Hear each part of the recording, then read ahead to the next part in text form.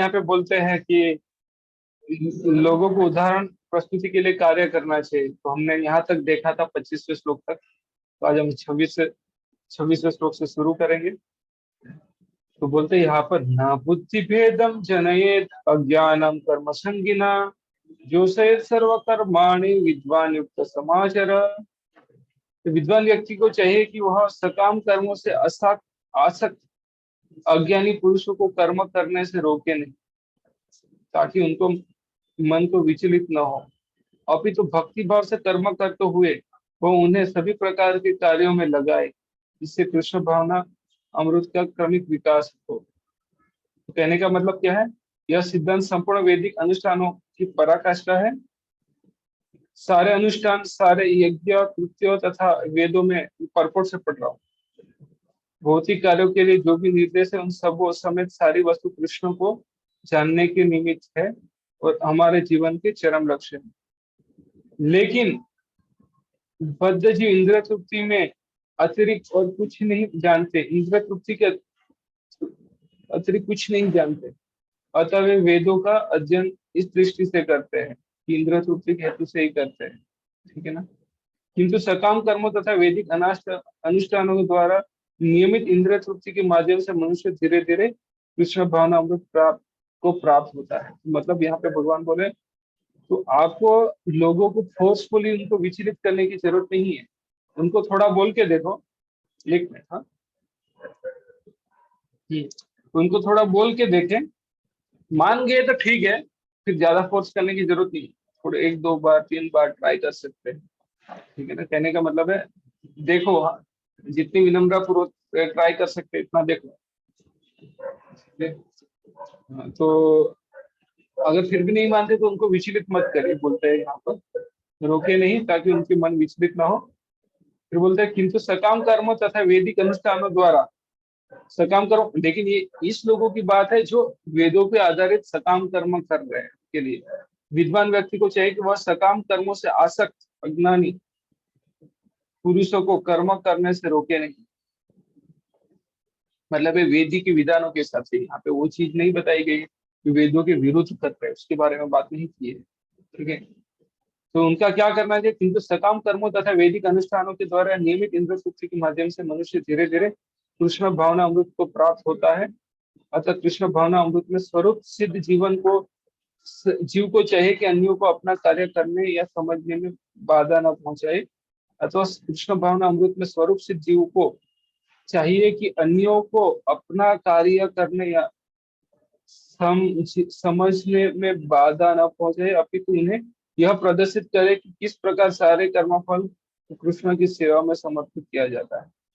उनको उनको समझाने की जरूरत नहीं है, उनको लिए उदाहरण प्रस्तुत कर। ठीक है? प्रदर्शित करना है, प्रदर्शित मतलब एग्जाम्पल सेट करना है आपको। ठीक है? उनको ज्यादा बातों से काटने की बात नहीं की है। कृष्ण भावना भावित विद्वान व्यक्ति इस तरह कार्य कर सकता है कि इंद्रिय तृप्ति के लिए कर्म करने वाले अज्ञानी पुरुष यह सीख ले कि किस तरह कार्य करना चाहिए और आचरण करना चाहिए। तो इट इज सेड, आचरण इज बेस्ट। आचार बोलते हैं विचार, आचार और प्रचार। विचार होता है उसको आचरण करो, फिर प्रचार करो। विचार, आचार और प्रचार। तो यद्यपि अज्ञानी पुरुष को उसके कार्यों में छेड़ना ठीक नहीं होता, परंतु यदि वह रंच भर भी कृष्ण भावना भावित हो तो वैदिक विधियों को परवाह न करे ते हुए सीधे भगवान की सेवा में लग सकता है। यद्यपि अज्ञानी पुरुष को उसके कार्यों में छेड़ना ठीक नहीं होता, परंतु यदि वह रंच भर भी कृष्ण भावना भावित है, उनको थोड़ा भी भगवान की भक्ति में इंटरेस्ट से थोड़ी भी सेवा की है, तो उसको वैदिक विधियों की परवाह न करते हुए सीधे भगवान की सेवा में लगा सकते हैं। ऐसे भाग्यशाली व्यक्तियों को वैदिक अनुष्ठान करने की आवश्यकता नहीं रहती, क्योंकि प्रत्यक्ष कृष्ण भावना अमृत के द्वारा उसे वे सारे फल प्राप्त हो जाते हैं जो उसे अपने कर्तव्यों के पालन करने से प्राप्त होता है। तो थोड़ा भी उसको भक्ति में क्या बोलते हैं, रंच हो, रंच मतलब रंच भर, थोड़ा भी इंटरेस्ट हो। इसीलिए मतलब उनको क्या बोले, विचलित करने की जरूरत नहीं, बट उनके लिए उदाहरण प्रस्तुत करो। विद्वान व्यक्ति को चाहिए कि वह सकाम कर्मों में अशक्त अज्ञानी पुरुषों को कर्म करने से रोके नहीं, ताकि उनके मन में विचलित न हो, अपितु भक्ति भाव से कर्म करते हुए वह उन्हें सभी प्रकार के कार्यों में लगाए। ठीक है, तो उनको उदाहरण प्रस्तुत करना है, तब जाके ये हो सकता है उनके लिए। ठीक है, तो आगे बढ़ते हैं यहाँ पर।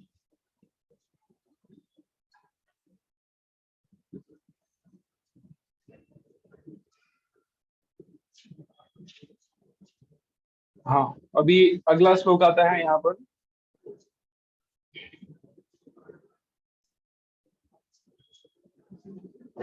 हाँ, तो फिर दोनों सम प्रकार से, जैसे यहाँ पर बताया है, यदि विद्वान और अज्ञानी व्यक्ति दोनों समान प्रकार से कार्य करेंगे तो उनके बीच का अंतर क्या है? अंतर चेतना का। ठीक है, तो वही समझाने के लिए भगवान यहाँ पे बोल रहे हैं अर्जुन को। क्या बोल रहे हैं कि प्रकृति प्रकृते क्रियमाणानि गुणकर्माणि सर्वशः अहंकार विमूढ़ात्मा कर्ताहमिति मन्यते।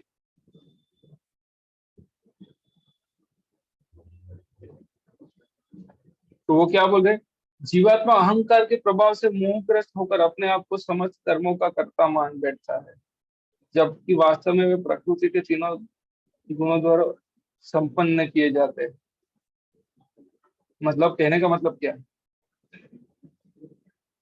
कि जीवात्मा अहंकार के प्रभाव से उसको लगता है कि वो ही करता है, सिर्फ वो ही करता है, उसके करने से सब आ जाता। अगर ऐसा होता तो सब लोग आज अडानी अंबानी बन जाते, जेफ बेजोस, एलन मस्क बन जाते, राइट। अगर मतलब जीवात्मा अहंकार के प्रभाव से मोहग्रस्त होकर अपने आप को समस्त कर्मों का कर्ता मान बैठता है। तो ये भी है ना, ये भी समझने की बात है। जब बुरा करता है तो दूसरों को दोष देता है, अच्छा करता है तब तभी वो कहता है कि मैंने किया है। तो लेकिन यहाँ पे क्या लग, जबकि वास्तव में वे प्रकृति के तीनों गुणों द्वारा संपन्न किए जाते हैं। तो मैंने दूसरे अध्याय में एक चीज बताया था परसों, यहाँ पे मंदिर में एक बहुत अच्छा महाराज ने क्लास दिया था, भक्ति आर्जव महाराज करके, उससे पता है नाम पूरा याद नहीं है मुझे, लेकिन वो बता रहे थे कि हमें सिर्फ हमारी इच्छा पर कंट्रोल है, हम सिर्फ इच्छा कर सकते हैं। अब इच्छा पूर्ण करना भगवान के हाथ में है, और भगवान के हाथ में आने के बाद भौतिक सृष्टि तीन गुणों से जो बनी हुई है, उसके ऊपर है। तो मैंने एक चीज वहां पर बताई थी, जीवात्मा इस इनिशिएटर, इनिशिएटर मतलब वो इच्छा कर सकता है, भाई मुझे बॉम्बे में 10 BHK के फ्लैट चाहिए, इच्छा कर सकता है। या तो पूरा वानखेड़े स्टेडियम खरीदना है, वो इच्छा कर सकता है। सिर्फ वानखेड़े स्टेडियम की इच्छा तो हो गई, लेकिन पूर्ण कब होगी, जब आपके पास क्रेडिबिलिटी होगी तब ना। व्हेन समवन डिजर्व, उसके पास इतना क्या होना चाहिए, क्षमता भी होनी चाहिए उसको परचेस करने की। स्क्वायर फीट का क्या भाव है पता नहीं, वानखेड़े के 10 जो भी है, लेकिन बेचेंगे भी। तो अगर खरीदना की इच्छा है तो उसका क्षमता भी होनी चाहिए। तो भगवान देखते हैं उसकी क्षमता है, डज ही डिजर्व। तो भगवान आपका अकाउंट देखते हैं, फिर बोलते हैं if he deserve then he tells material nature, तीनों गुणों को बोलते हैं उसकी इच्छा पूर्ण करो, उसकी इच्छा पूर्ण करो। जैसे बैंक में जाते हैं, आपसे विड्रॉवल के लिए लिखते हैं भाई 10 लाख रुपए, तो कैशियर क्या करता है, पहले भाई चेक करता है कि भाई हाँ आपने 10 लाख का चेक तो दे दिया, बट आप डिजर्व करते हैं 10 लाख लेने के लिए, पहले चेक करता है। बैंक अकाउंट में है 10 लाख रुपया, तो तो इनिशिएटर चेक देगा, तो वो कंप्यूटर से चेक करेगा, तो बोलेगा अरे हाँ उसके अकाउंट में पैसा ही नहीं है। तो बोले no, your desire is rejected, can not be fulfilled. उसके बाद अगर है 10 लाख रुपए है तो क्या बोलेंगे, डिजायर विल बी फुलफिल्ड। हाँ, तो कैशियर आके क्या करता है, कैशियर उसको 10 लाख रुपए दे देता है। तो उसका मतलब क्या है कि जीवात्मा अहंकार के प्रभाव से मोहग्रस्त होकर अपने आप को समस्त कर्मों का कर्ता मान बैठता, मतलब वो अपने आप को ही करता, इनिशिएटर, फैसिलिटेटर और सॉरी इनिशिएटर, सैंक्शनर और फैसिलिटेटर, तीनों अपने आप को समझ बैठता है। वो सिर्फ इनिशिएटर है, वो ना तो फैसिलिटेटर है, ना तो वो सैंक्शनर है, सैंक्शन भी नहीं कर सकता। लेकिन जो अहंकारी व्यक्ति होते हैं वो क्या अपने आप को ही सब मान बैठता है। तो भगवान एक तरह से आप देखोगे तो ये श्लोक को बहुत अच्छे से बताते हैं 13वें अध्याय में, 8 से लेके 12वें श्लोक में बहुत ही अच्छा बताते हैं।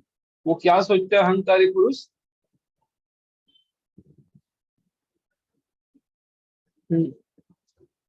13वें अध्याय में नहीं, 17वें अध्याय में होना चाहिए।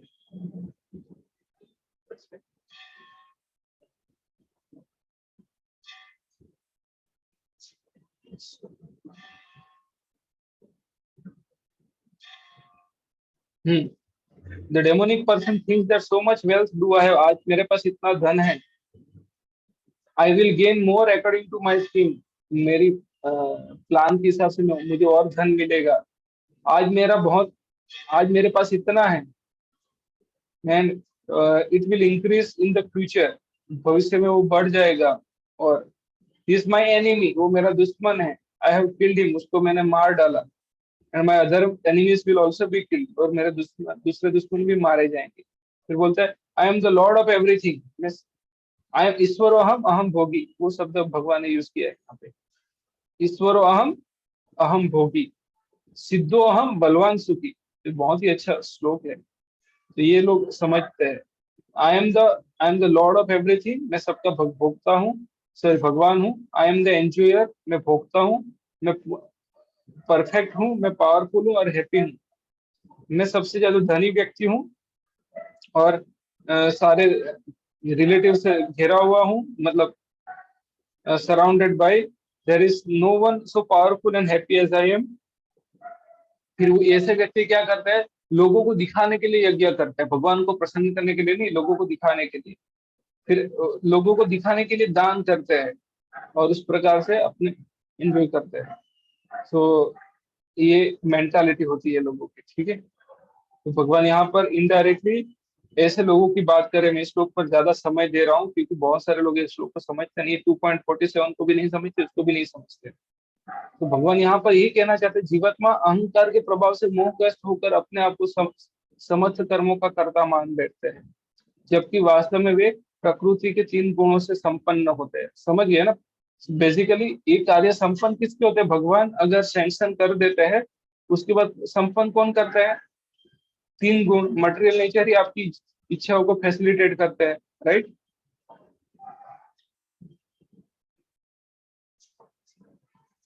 ठीक है। तो होप इस श्लोक समझ में आ गया। अगर समझ में आ गया तो हाँ बताइए, ना ही समझ में आया तो ना बताइए, क्योंकि इसके बिना मैं आगे बढ़ने वाला नहीं, इस श्लोक के बिना। तो कृपया करके चैट में फिर टाइप से करिए समझाइए यस और प्रभु जी, हाँ। फिर से समझाइए श्लोक। अच्छा ठीक है, कितनों को समझ में आया पहले बताइए जरा, यस नो टाइप तो करिए, इसको मुझे पता तो लगे।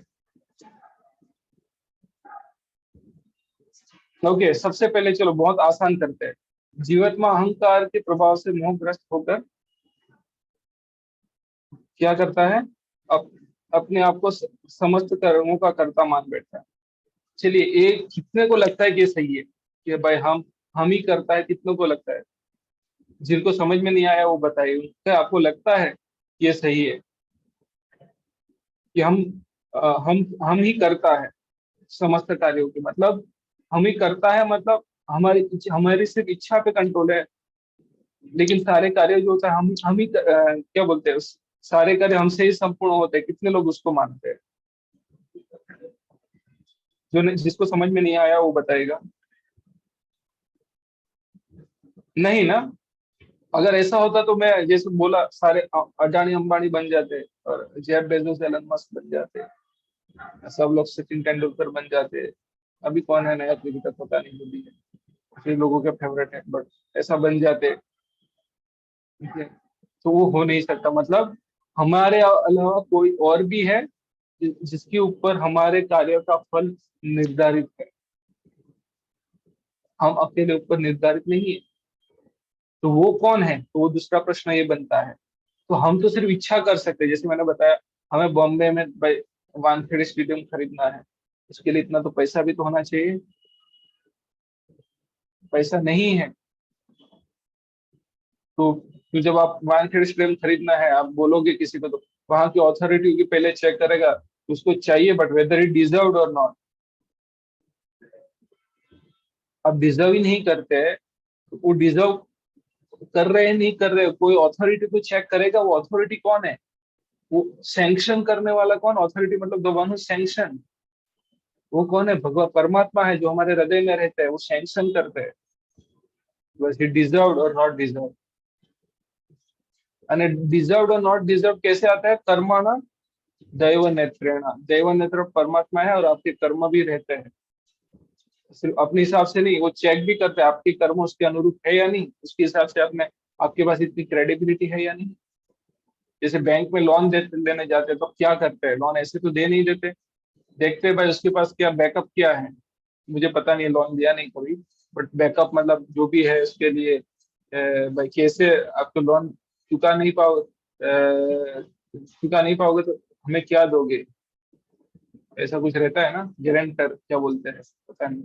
आप समझ कोलेटरल गए जो बोलते भी। हैं प्रभु जी, हाँ गारंटर। जो हाँ जो भी है, जो भी है, तो आप समझ गए। तो वो कोई तो रहता है ना, तो उसके लिए कोई तो मांगता है, दैट इज कॉल्ड सैंक्शनर, अधिकर्ता, अधिकृत करता। अगर वो सैंक्शन कर देगा तो लोन, जिसने सैंक्शन किया वो कोई थोड़ी लोन देने वाला है।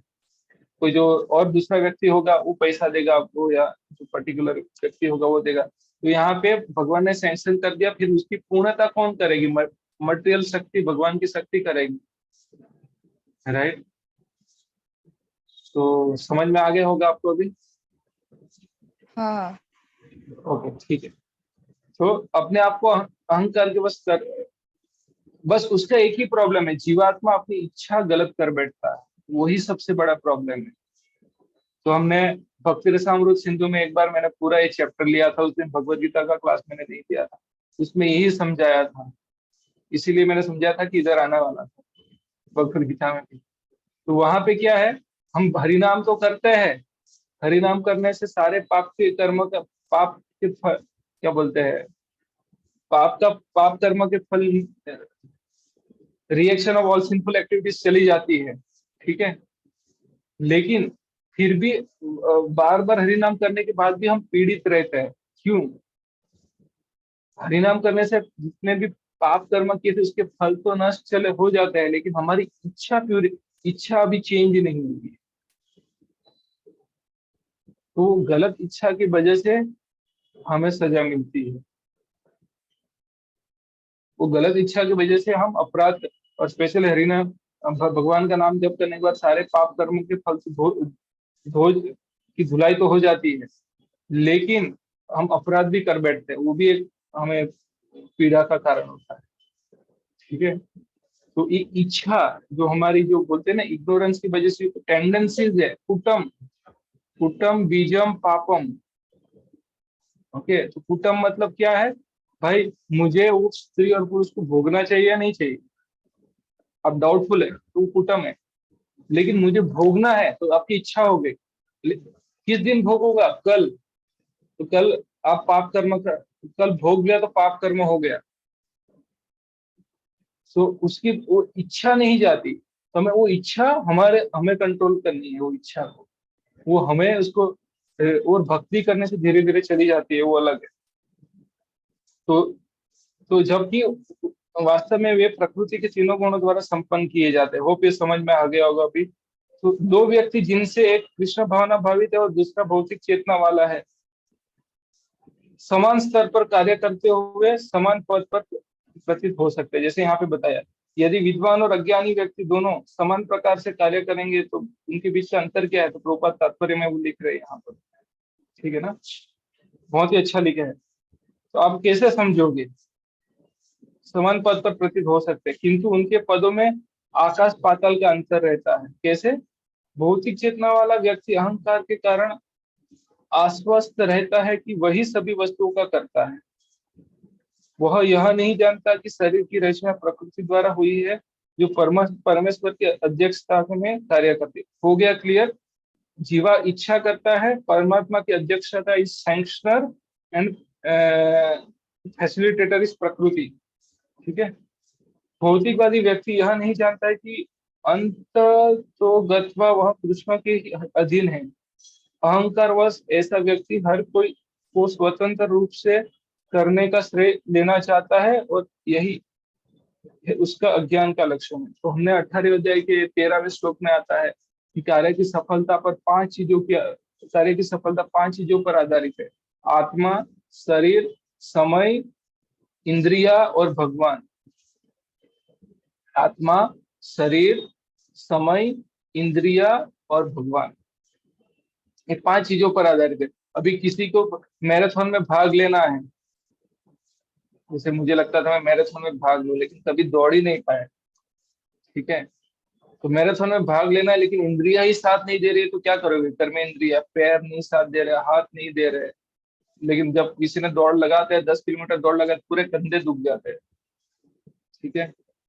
तो शरीर भी साथ देना चाहिए। इच्छा तो है, लेकिन शरीर साथ नहीं दे रहा, तो क्या करें? ठीक है। अहंकार वश ऐसा व्यक्ति हर कार्य के स्वतंत्र रूप से करने का श्रेय लेना चाहता है, और यही है उसके अज्ञान का लक्षण। उनको लगता है कि वही स्वतंत्र है, करता है। और भौतिक जगत में आप देखोगे तो अच्छा होगा तो हम श्रेय लेंगे, बुरा होगा तो किसी के ऊपर ब्लेम डालेंगे।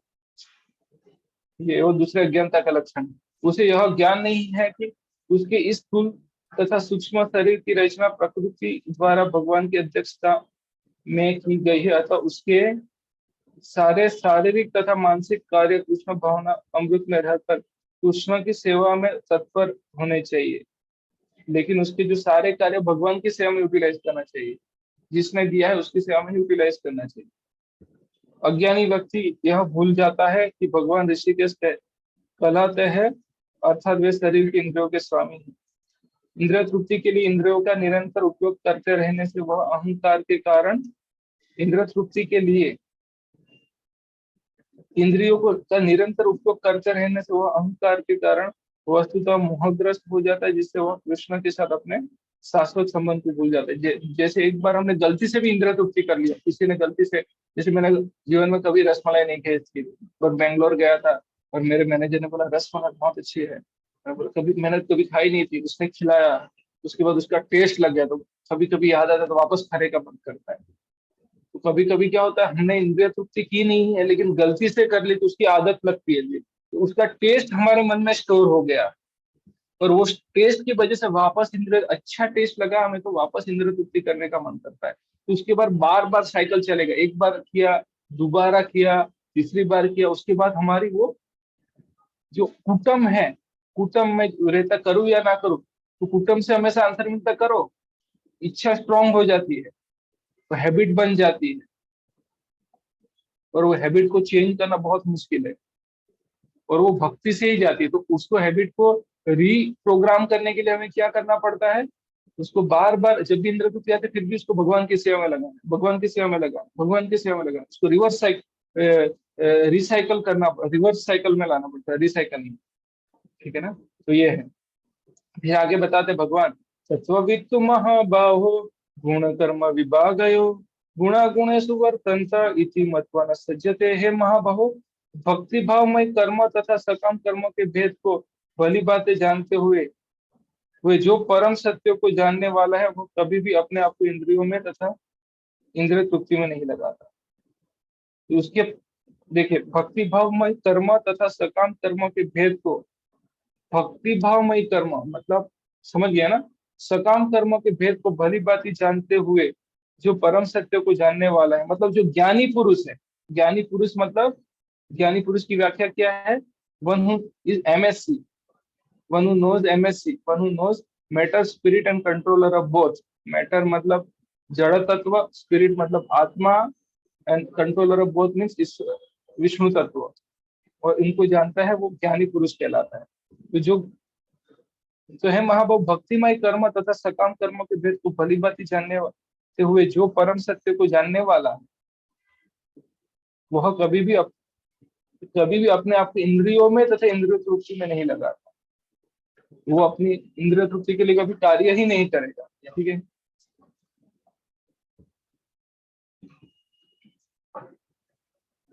तो परम सत्य को जानने वाला भौतिक संगति में अपनी विषम स्थिति को जानता है।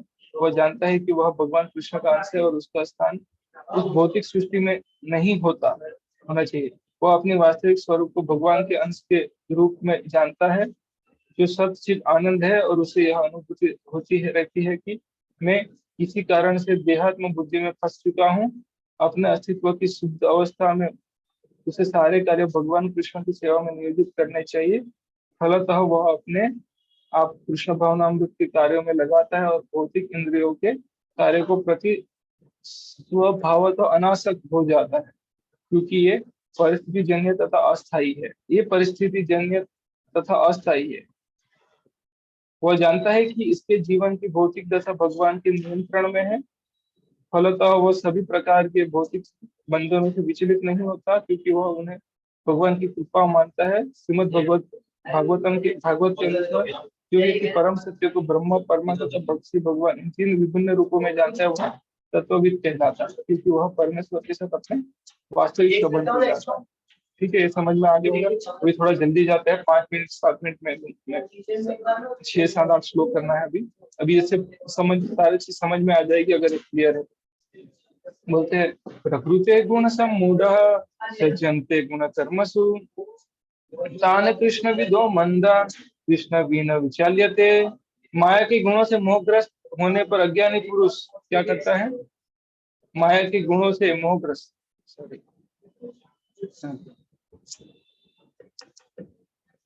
माया के गुणों से मोहग्रस्त होने पर अज्ञानी पुरुष पूर्णतः भौतिक कार्यों में संलग्न रहकर उनमें आसक्त हो जाता है। जैसे मैंने बताया, आसक्त कैसे हो जाता है? एक बार वो अहंकार में आया और गलती से कोई इंद्रिय तृप्ति कर ली, उसका टेस्ट स्टोर हो गया। मैं वापस रिपीट कर रहा हूँ, और उसके बाद उसको टेस्ट अच्छा लगने लगता है। तो माया दो प्रकार से अटैक करती है आपके पास, एक प्रक्षेपात्मिका, एक आवरणिका। तो प्रक्षेप लगाती है, मतलब आपका ऐसा प्रक्षेप लगाती है कि आप अपना नेचर भूल जाते हैं। भाई, आप भगवान के अंश से, आपको लगता है आप ही भोगता है सारे संसार पे, और उसकी वजह से इंद्रिय तृप्ति कर लेते हैं। और वो इंद्रिय तृप्ति करने के बाद भगवान उसके ऊपर आवरण लगा देते हैं। वो इंद्रिय तृप्ति करने के बाद आपको ऐसा ही लगता है कि यही इंद्रिय तृप्ति करो, यही सब जीवन है।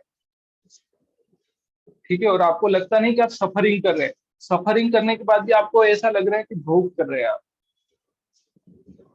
ठीक है ना, जैसे कभी कभी जो भेड़िया होता है ना, भेड़िया भेड़िया समझते हैं ना, जो गोट होती है उसका अलग सिट, तो उसको लगता है कि ना कसाई ने अच्छा घास दे दिया, तो उसको लगता रहे आज तो कसाई क्या बोलते हैं, मुझे कितना अच्छा खाना मिला, लेकिन उसको पता नहीं है नेक्स्ट समय तो उसका कत्ल होने वाला है।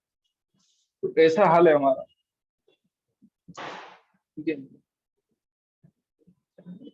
सो तो हाँ, तो मैं क्या बोल रहा हूँ, माया के गुणों से मोहग्रस्त होने पर अज्ञानी पुरुष पूर्णतया भौतिक कार्यों में संलग्न रहने रहकर उनमें आसक्त हो जाता है। एक बार करने के बाद टेस्ट स्टोर होता है, दोबारा किया तो और अच्छा लगा, तीसरी बार चौथी बार तो पूरा हो जाता है और आसक्त हो जाते हैं आप। हैबिट लग गई ना, फिर आप नहीं करना होता है फिर भी हो जाता है। ठीक है, यद्यपि उनके ये कार्य उनमें ज्ञान भाव के कारण उद्यम होते हैं, हाँ, किंतु ज्ञानी को चाहिए कि उन्हें विचलित ना करे। ज्ञान भाव,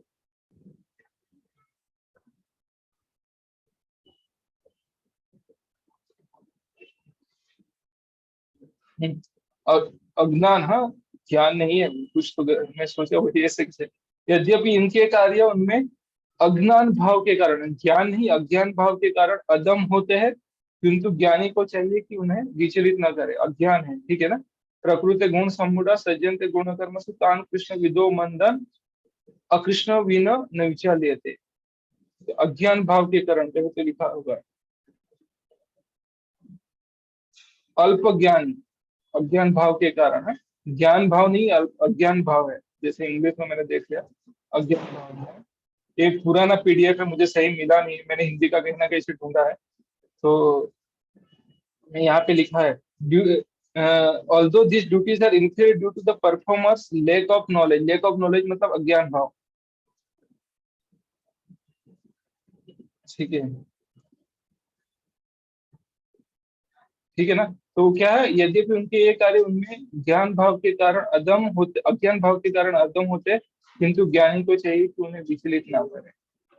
कुछ स्टबन लोग होते हैं, उनका विचलित नहीं करना है। फिर बोलते हैं मयि सर्वाणि कर्माणि संन्यास्यात्म चेतसा निराशे निर्ममो भूत्वा युद्धस्व विगतः जरा।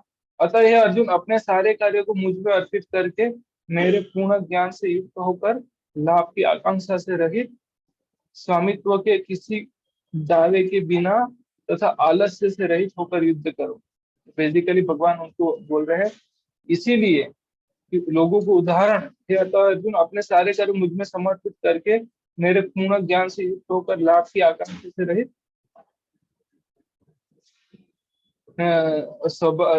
स्वामित्व के किसी दावे का बिना आलस्य से रहित होकर युद्ध करो। तो निराश मई सर्वाणी कर्माणी, तो मतलब सारे कर्म भगवान में अर्पित करना है, ठीक है ना। तो ये श्लोक भगवान का प्रयोजन क्लियर हो गया यहाँ पे। और यहाँ पे बता रहे हैं यह श्लोक भगवत गीता के प्रयोजन को स्पष्ट इंगित करने वाला है। भगवान की शिक्षा है कि स्वधर्म का स्वधर्म पालन के लिए सैन्य अनुशासन के सदृश पूर्णतया कृष्ण भावना भावित होना आवश्यक है। ऐसे आदेशों से कुछ कठिनाई उपस्थित हो सकती है, फिर भी कृष्ण के आश्रित होकर स्वधर्म का पालन करना चाहिए, क्योंकि यह जीव की स्वाभाविक स्थिति है। तो हमें कार्य भगवान के लिए करना है। अगले श्लोक में भगवान बताते हैं ये मे मतम इदम नित्यम अनुतिष्ठन्ति मानव। एनीवे उसका तात्पर्य पढ़े, बहुत अच्छा है। तात्पर्य पढ़ने जाऊंगा तो समय लग जाएगा। ओके, मैं आपको मेरा गोल क्लियर कर देता हूँ कि कोर्स अटेंड करने के बाद मुझे आपसे ये आशा तो है नहीं कि आपको याद रहेगा पूरा, लेकिन इतनी आशा जरूर है कि आप जब पढ़ोगे तो समझ में आएगा जरूर। ये आशा है, ठीक है। याद रखने की आशा में नहीं रख रहा हूँ, ठीक है। तो यहाँ पे बोले ये मे मतम इदम नित्यम अनुतिष्ठन्ति मानव श्रद्धावंत अनुसूयन्तो मुच्यन्ते अपि कर्म भी। तो बता दे, जो व्यक्ति मेरे आदेशों के अनुसार अपना कर्तव्य करते रहते हैं और ईर्षा रहित होकर उस उद्देश्य का श्रद्धा पूर्वक पालन करते हुए सकाम कर्मों के बंधन से मुक्त हो जाता है। भगवान के आदेश अनुसार, भगवान ने जो इंस्ट्रक्शन दिया है शास्त्रों, उसके अनुसार जो कर्म करते हैं, वो कौन सा आदेश है? ये आदेश है अर्जुन, अपने सारे कार्य करे मेरे पूर्ण ज्ञान से युक्त होकर लाभ की आकांक्षा से रहित, स्वामित्व की किसी दावे के बिना तथा आलस्य से रहित होकर युद्ध करो। भगवान ने भी हमें इस प्रकार से कार्य करने के लिए बोला है, ठीक है। श्री कृष्ण भावनामृत का उपदेश समस्त वैदिक ज्ञान का सार है, तब किसी अपवाद के बिना यह शाश्वत सत्य है। जिस प्रकार वेद शाश्वत है, उसी प्रकार कृष्ण भावनामृत का यह सत्य भी शाश्वत है। मनुष्य को चाहिए कि भगवान से ईर्ष्या किए बिना इस आदेशों में दृढ़ विश्वास रखें। ऐसे अनेक दार्शनिक है जो भगवत गीता पर टीका रचते हैं, किंतु कृष्ण में कोई श्रद्धा नहीं रखते। वे कभी भी सकाम कर्मों के बंधन से मुक्त नहीं हो सकते, किंतु एक सामान्य पुरुष भगवान के इन आदेशों में दृढ़ विश्वास करके कर्म नियम के बंधन से मुक्त हो जाता है, भले ही वह इन आदेशों का ठीक से पालन न कर पाए। मतलब देखो, इस सेंटेंस पढ़िए, मैंने इसीलिए परपोट पढ़ा है। वे कभी भी, मतलब हाँ, मनुष्य को चाहिए कि भगवान से ईर्ष्या किए बिना इस आदेशों में दृढ़ विश्वास आदेशों में, ठीक है ना। ऐसे अनेक दार्शनिक है जो भगवत गीता पर टीका रचते हैं, मतलब बहुत सारे कमेंटेटर है, किंतु कृष्ण में कोई श्रद्धा नहीं आती, भगवान कृष्ण को अलग कर देते हैं। वे कभी भी सकाम कर्मों के बंधन से मुक्त नहीं हो सकते। किंतु अभी पढ़िए, ये लाइन बहुत महत्वपूर्ण है, हम सभी के लिए एप्लीकेबल है। किंतु एक सामान्य पुरुष भगवान की इन आदेशों में दृढ़ विश्वास करके कर्म नियम के बंधन से मुक्त हो जाता है। कब? भले ही वो इन आदेशों को ठीक से पालन न कर पाए, लेकिन हमें दृढ़ विश्वास होना चाहिए। दृढ़ विश्वास से कर्म नियम नियम क्या दृढ़ विश्वास, इन आदेशों में दृढ़ विश्वास करके कर्म नियम के बंधन से मुक्त हो जाते हैं। I mean class and pollute.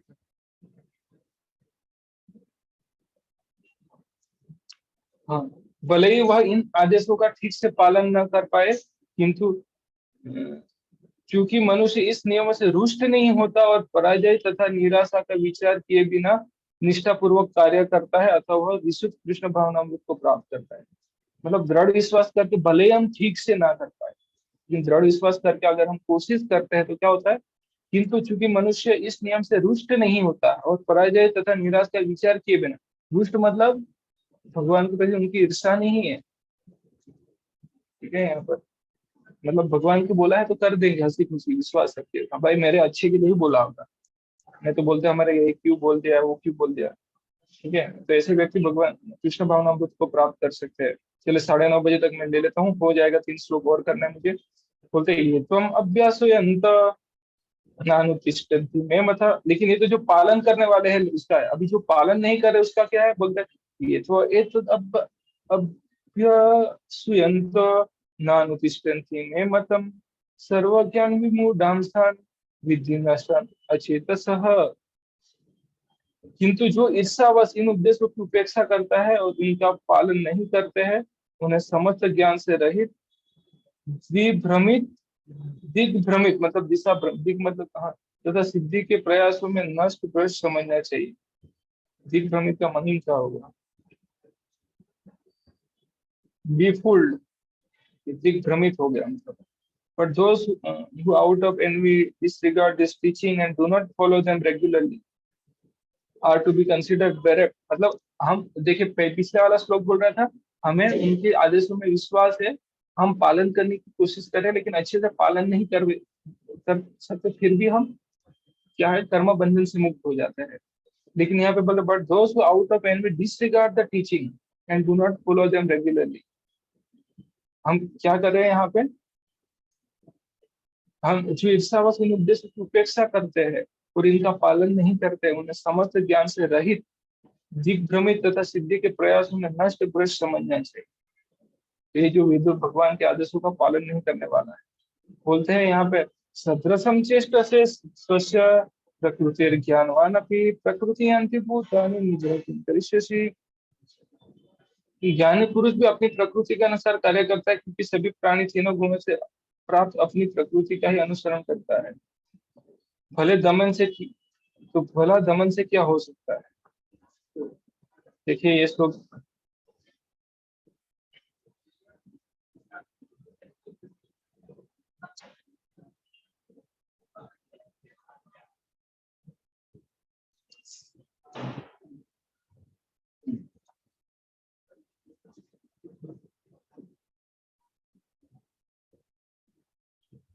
बोलते पिछले श्लोक में से संबंध क्या मतलब है, 33वां श्लोक क्या बोले, ऐसा व्यक्ति जो पाप कर्म से के दंड से अवगत है, क्या वह पाप करने से डरेगा।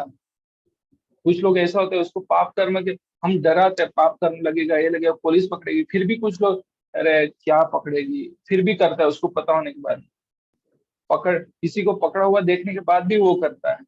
तो प्रभुपाद उदाहरण देते हैं नेक्टर ऑफ इंस्पेक्शन 1 के परपोर्ट में कि एक चोर होता है, उसको कोई बोलता है चोरी करोगे तो आपको जेल में जाना पड़ेगा, पुलिस पकड़ के ले, तो मानता नहीं, तो एक व्यक्ति समझ के मान जाता है, दूसरा व्यक्ति देखता है अरे किसी को पुलिस पकड़ के ले गई, उसने जो चोरी की थी, तो वो मान जाता है। तीसरा प्रकार का बुद्धिमान व्यक्ति जो सॉरी, तो पहली अपेक्षा क्या होता है सुन के मान जाता है, दूसरा है देख के मानता है, तीसरा तीसरा क्या है, हाँ खुद पकड़ा जाता है तो मानता है, और चौथी ने बार बार पकड़े जाने के बाद भी सुधरता नहीं, की बात करते हैं वहां। तो ऐसा व्यक्ति भी अपने पूर्व की बुरी आदतों और वासनाओं या संस्कारों के कारण पाप कर्मों में ढकेला जाता है। इनको इस दंड के बारे में नहीं पता, उनके बारे में क्या कहेंगे। तो मतलब ऐसा व्यक्ति जो पाप कर्म के दंड से अवगत है, क्या वह पाप करने से डरेगा, ऐसा जरूरी नहीं है, अपनी आदतों की वजह से भी पाप कर्म कर देता है। तो भगवान यहाँ पर यही बोल रहे हैं, ठीक है। तो कि क्या बोल रहे हैं, ज्ञानी पुरुष भी अपनी प्रकृति के अनुसार कार्य करता है, क्योंकि सभी प्राणी तीनों गुणों से प्राप्त अपनी प्रकृति का ही अनुसरण करते हैं, भला दमन से क्या लाभ हो सकता है। तो यहाँ पे बता रहे हैं, तो कृष्ण भावना अमृत के दिव्य पद पर स्थित हुए बिना प्रकृति के गुणों के प्रभाव से नहीं हुआ जा सकता। जैसा कि स्वयं भगवान ने 7वें अध्याय में कहा है, अतः सांसारिक धरातल पर बड़े से बड़े शिक्षित व्यक्ति के लिए केवल सैद्धांतिक ज्ञान से आत्मा के को शरीर से पृथक करके माया के बंधन से निकल पाना असंभव होता है। के लिए केवल सैद्धांतिक ज्ञान से, मतलब जब तक हम पालन नहीं करेंगे, सिर्फ ज्ञान ही रखेंगे। तो भगवत गीता में भगवान 7वें अध्याय के दूसरे श्लोक में बोलते हैं ज्ञानम विज्ञानम सहितम इदम वक्ष्यामि अशेषतः, ज्ञानम ते हम विज्ञानम इदम वक्ष्यामि अशेषतः। तो 7वें अध्याय के दूसरे श्लोक में वो बता रहे हैं, लेकिन ज्ञान एक ज्ञान है जिसको आप ज्ञान है, सैद्धांतिक ज्ञान है, लेकिन उसको आपने इम्प्लीमेंट नहीं किया, अभी तक इम्प्लीमेंट नहीं किए हैं। तो यहाँ पे ऐसे ज्ञानी पुरुष की बात की है जिनके पास ज्ञान है लेकिन उन्होंने कभी पालन करने की कोशिश नहीं की। मतलब यहाँ पे है ऐसा व्यक्ति जो पाप कर्म के दंड से अवतक है, उसको ज्ञान है लेकिन वो नहीं करने, उसके ऊपर कभी पालन नहीं किया उसने। ठीक है, तो जैसा, हाँ, अतः सांसारिक धरातल पर बड़े से बड़ा शिक्षित व्यक्ति के लिए केवल सैद्धांतिक ज्ञान से आत्मा को शरीर से पृथक करके आत्मा और शरीर के बारे में आत्मा और शरीर में भेद है वो जानकर माया के बंधन से निकल पाना असंभव है। जब तक वो कृष्ण भावना अमृत में नहीं लगता, भगवान की सेवा में नहीं लगता, तब तक उसके लिए असंभव है। ऐसे अनेक कथाकथित अध्यात्मवादी जो अपने को विज्ञान में बड़ा चढ़ा मानते हैं किंतु भीतर भीतर के वे पूर्णतः प्रकृति के गुणों से अधीन होते हैं, जिन्हें जीत पाना कठिन है।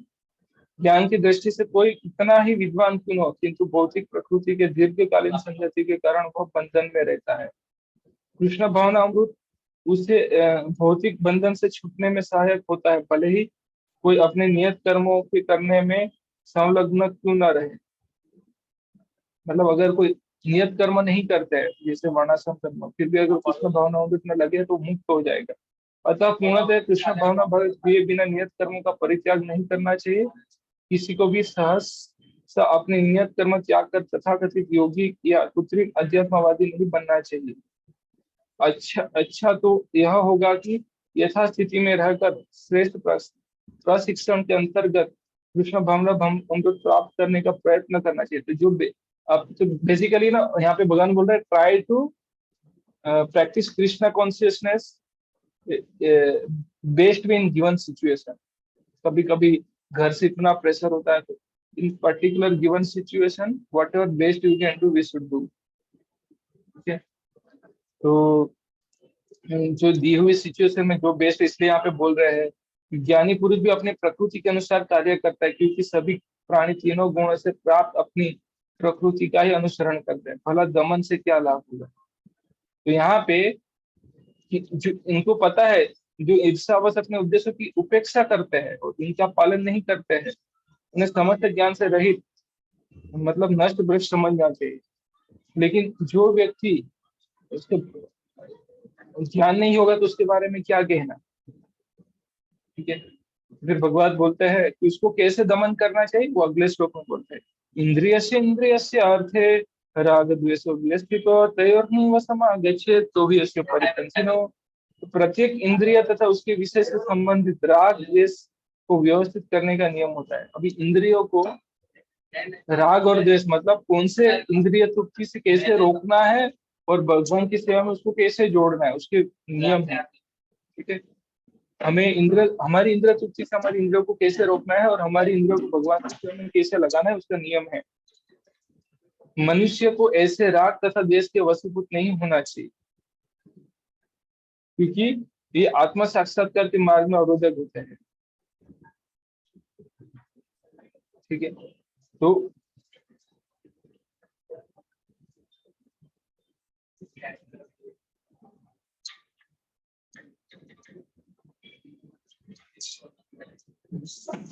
there are principles to regulate attachment aversion pertaining to sense in their object. One should not come under the control of such attachment and aversion.